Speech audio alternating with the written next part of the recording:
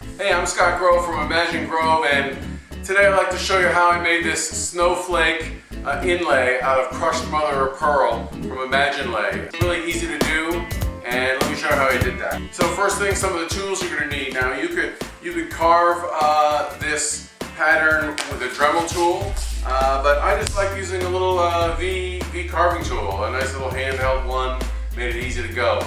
My eyes are getting pretty bad, and even with the cheater readers don't work, so a visor makes that work a lot easier. A wire brush or a toothbrush helps for cleaning out your carvings at the end. And to keep your tool sharp, I like these little diamond sharpening plates. You can take your fine carving tool and keep your blade nice and sharp on that. This is a really handy tool. I also like to use an X-Acto knife.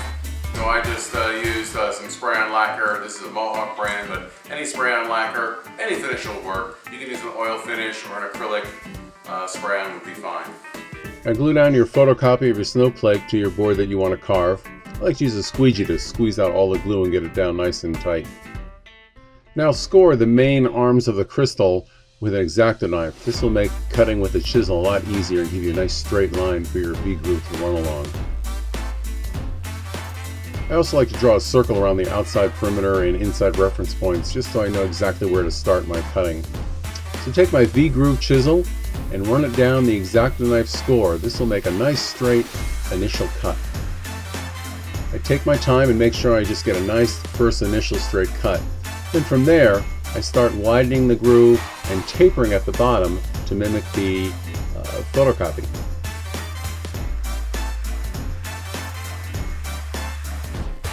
I like to work my way around and do the main legs first, just so I make sure I have nice straight lines and everything is symmetrical and even, using the compass circle guides as a starting point. From there I do my secondary legs, working a little slower to make sure I don't overcut and cross the main leg. After those are done, I make very small cuts for those and little tips. This takes a little practice, but it's easy and quick work. And once you're done, with the white paper, copy paper, you can really see what you have. Now to help remove the paper, I wet it first.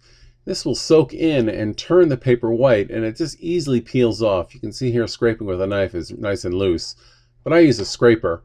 A few passes and then I have to clean my blade each pass, but this makes quick work of removing all the glue and the paper. I like to be sure I've got all the glue off, so I make a couple of really nice hard passes at the end. Then I use a wire brush and a little air to clean out the grooves. Since I did use water to take off the paper, it does raise the grain a little, so I will go back and just quickly clean out the peach fuzz of the grooves with a second pass of chisel and then go right to sanding. It's kind of neat when you're sanding because the sanding dust fills the grooves and you actually see what it's going to look like. Now I brush out the grooves again with a toothbrush and a little more air, and I'm ready to go. For this project, I simply sprinkle in some fine mother of pearl and rub it in with my finger, working it in across the grooves, making sure I fill in every single little crack. Then I like to try to brush off all the remaining mother of pearl so I don't end up gluing that to the board also. Then I take my thin CA glue and simply dribble it into all the grooves.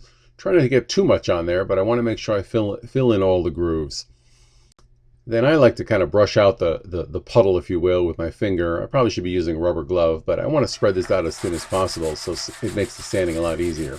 I can do this by hand or the power, but I often just use a scraper.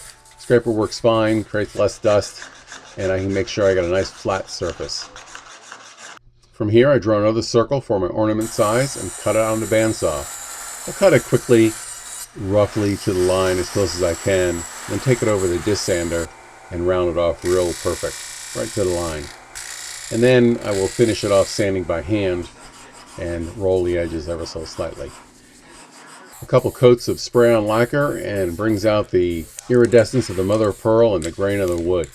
So I hope you enjoyed that. And if you're in a crunch and you want to make a quick Christmas gift, this is a great homemade present. So I'll see you next time. Make sure you find the line, then cross it. And please visit my website at imaginegrove.com or my YouTube channel, Imagine Grove.